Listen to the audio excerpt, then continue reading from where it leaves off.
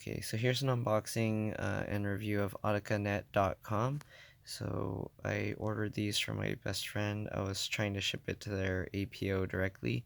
I had the address in my PayPal, but they emailed me and told me they couldn't do that. The company's customer service is pretty good. At first I forgot to apply a coupon code, and then I reordered a second time, and they were able to help me cancel the first order, and they helped me change the address to ship it.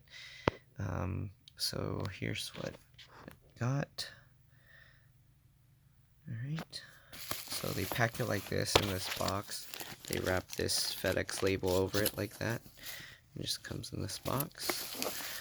And we have this bubble wrapped box here. Let's see if I can get this out. So they just have it like that. They stapled the bubble wrap closed. I already kind of took it out. So it comes in this box like this. Okay. Just like that. So the ones we originally got were from Sunglass Hut, but they were like much more expensive. I think these are 200 or so. From Sunglass Hut, I think it was close to 400 or something like that. But yeah, so the Sunglass Hut one came with like a hard case. This one comes with this leathery one. At the bottom it has this stuff here. I don't think anyone like really reads this. I don't know what it is. Maybe some care instructions or something. Yeah. So here you go.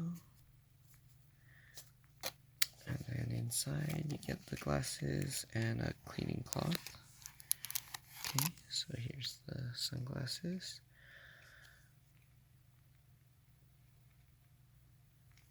Kind of dusty, but yeah, so that's what you get. It was much cheaper, good deal. Yeah, we returned the other ones. They asked what was wrong with them. We were like, nothing. We loved them, but we found a much better deal. They couldn't really match it, so we ended up sticking up with these. And that's pretty much it. Yep.